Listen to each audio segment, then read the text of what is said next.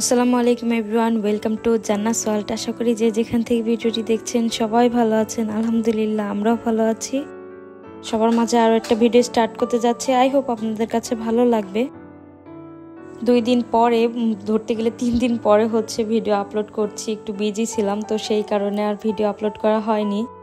আজকে একটু সকালবেলা ঝটপটভাবে এইভাবে রুটি বানিয়েছিলাম, আমার ইজি উপায়, তো এটা থেকেই স্টার্ট করে দিয়েছি। হ্যাঁ, চা দিব? ওকে, যাও। সকালের দিকে আমরা সবাই এই সাধারণ আমার আটার গোলার রুটিটাই খেয়েছি। তো এটা খেয়ে হাইজার পাপা হচ্ছে রুমে ছিল, বলছিল যে চা খাবে, তো হাইজাকে দিয়ে বলে পাঠিয়েছে, তো সেটাই দিলাম।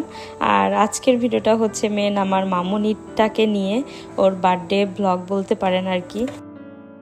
হাইজা বুড়ির হচ্ছে বার্থডে চলে গেছে 24 নভেম্বরে, তো আমরা সেলিব্রেট করেছি 28-এ। আপলোড দিতে দিতে 2 তারিখ হয়ে যাবে। তো যাই হোক, অনেক দিন ওয়েট করতে হয়েছে। আমার হচ্ছে আব্বু আসার কথা ছিল, তো ভাবছিলাম যে সবাই মিলে একসাথেও করবো, আর হাইজার পাপাও বিজি ছিল, তো সেই জন্য হচ্ছে সেলিব্রেটটা করা হয়নি। আর এই জন্য বিশেষ করে ভিডিওটা আপলোড করা হয়নি। ভিডিও আপলোড বন্ধ ছিল 2 দিন, একটু ব্যস্ততাও ছিল। আর ভেবেছিলাম যে হাইজার বার্থডেটা দিয়ে আমি ভিডিওটা আপলোড করব, তো সেই জন্য হচ্ছে 3 দিনের মতো অফ ছিল। আর এখানে হাইজা বুড়িকে একটু সারপ্রাইজ দেওয়ার ট্রাই করলাম আর কি। যা যা যা যা যা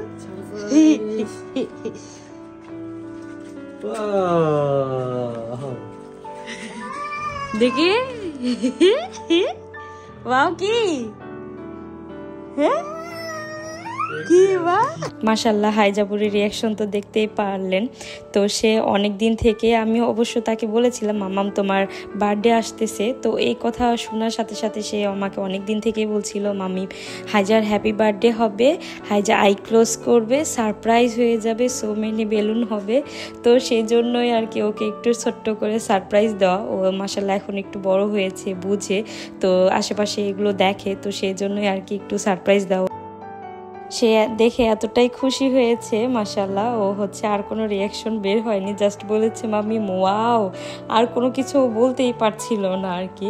তো যাই হোক, ওকে হচ্ছে ওখানে খেলতে দিয়ে ইনারা এসেছিল, তো ওদের সাথে খেলছিল। আমি তারপরে ভাবলাম যে একটু রাতের জন্য ঝটপট কিছু স্পেশাল করা যাক আর কি।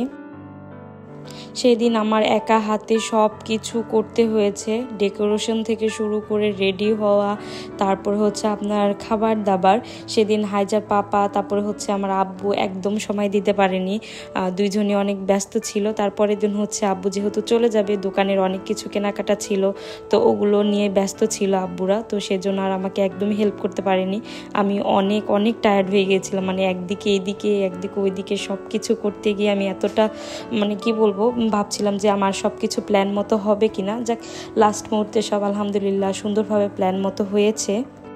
আমি হচ্ছে সেদিন চেয়েছিলাম যে ইনানরা সাথে থাকবে, তো ওদের তারপরের দিন হচ্ছে স্কুল ছিল। তারপরে হচ্ছে হাইজার পাপার আসতে আসতে একদম 10:30 মতো বেজে গিয়েছে। আমারও সব কিছু রেডি করতে করতে 10টা বেজে গিয়েছে, ততক্ষণে ওরা ঘুমিয়ে গিয়েছিল, তো সেজন্য আর ওদেরকে ডাকতে পারিনি।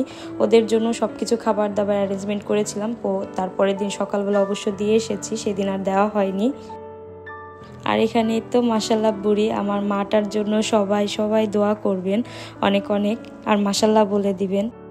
ও যেন বড় হয়ে মানুষের মতো মানুষ হতে পারে, ও যেন সুস্থভাবে বড় হতে পারে, এতটুকুই সবাই দোয়া করবেন ওর জন্য।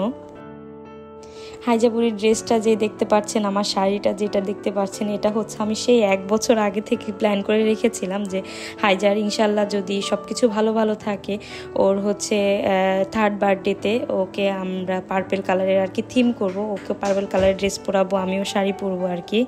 আমার ইচ্ছা ছিল হচ্ছে বিচে গিয়ে ছবি তোলার, বাট এত ঠান্ডা পড়েছে তা তো সম্ভব হয়নি। তো যাই হোক, আজকের ভিডিওটা ছিল এই পর্যন্ত। থ্যাংকস ফর ওয়াচিং, আল্লাহ হাফেজ।